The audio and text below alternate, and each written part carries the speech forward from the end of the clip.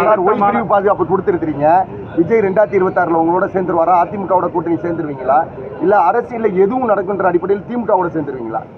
அரசியலை பொறுத்தளவுக்கு, கூட்டணியை பொறுத்தளவுக்கு எங்களுடைய தேசிய தலைமை அவர்கள் சரியான நேரத்தில் சரியான முடிவை எடுத்து எங்களுக்கு அறிவிப்பார்கள். அதை நாங்கள் எக்ஸிக்யூட் பண்ணுவோம்.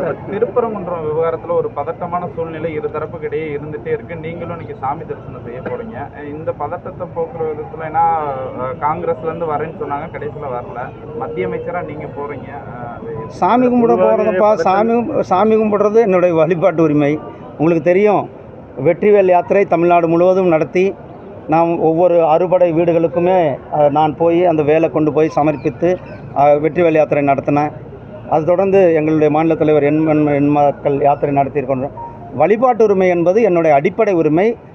டாக்டர் அம்பேத்கர் அவர்கள் கொடுத்த அரசியலமைப்பு சட்டத்தில் கொடுக்கப்பட்டிருக்க உரிமை. அதன்படி நான் இன்றைக்கி போகிறேன். இதில் எந்தவித ஒரு கான்ட்ரவர்சியிலோ எந்த ஒரு பதட்டமும் இல்லை. நாங்கள் போய் சாமி கும்பிட தான் போகிறோம்.